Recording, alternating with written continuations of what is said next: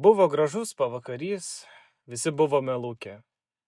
Iš vakarų pusės ūžesys, kuris kaskart stiprėjo, kol pavirto ištisiniu karo lėktuvų gaudesiu. Pro galvas praskrido 14 karo lėktuvų, labai sunkiai pakrautų. Tai matėsi iš jų greičio ir variklių riaumojimo. Vieni suskaitė 12, kiti 15 lėktuvų.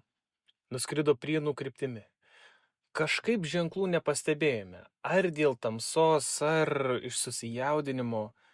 Buvome įsitikinę, kad jie rusų ir skrenda į Pociūnų aerodromą. Aprimame. Po kokių 10-15 minučių išgirdome sproginėjant bombas. Sprogimų garsas buvo toks stiprus, jog atrodė, kad sprogsta čia pat, prie mokyklos. Nieko nelaukė, visi kaip vienas sumurgėjome į slėptuves. Juose išsėdėjome visą bombardavimo laiką. Lėktuvai tuo pačiu keliu grįžo atgal. Nebuvo abejonės, kad subombarduoti Prienai. O ten juk mano tėviškė, tėvai. Smarkiai įsigandau ir nusiminiau, pradėjau visaip galvoti, gal tėvams reikia pagalbos, o nėra kam. Bet eiti Prienus jau per vėlu. Beveik tamsu, o karo metas pavojinga. Laukiu ryto.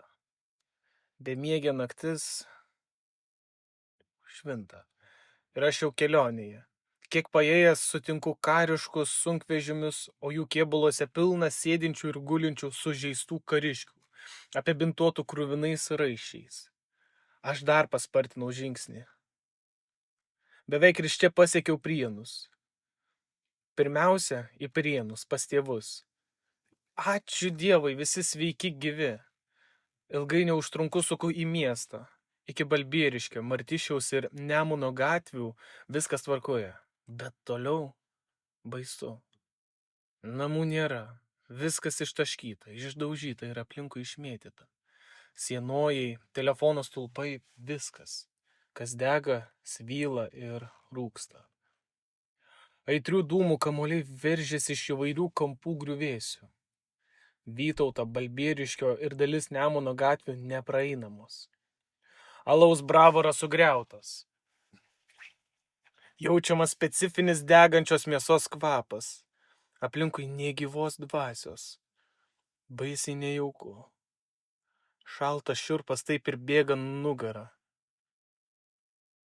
Lipdamas per išvartytus ir degančius sienojus einu tolyn. Ventienės didelis ilgas namas vaistinė išnykęs. Vilkutaičių taip pat. Silvanavičių mūrinis išdraskytas. Aplinkui mėtosi plytgaliai, langai. Perlipu per griuvėsius ir einu į nenugriautą namą, kuriame gyveno patys šeimininkai. Randu abu senukus, raudančius. Abu sūnus, Liudas ir Stepas, užmušti. Vienam 32, kitam 45 metai. Abu nevedę. Toks buvo staigus ir netikėtas bombardavimas, kad daugelis nespėjo pasislėpti. O jiedu kaip tik kopinėjo bites. Netoli, už 6-7 metrų buvo slėptuvė. Tėvukai buvo kambaryje ir liko gyvi. O sūnus žuvo. Kiek žuvo tada žmonių, sunku pasakyti. Dėl staigaus bombardavimo niekas nespėjo pasislėpti.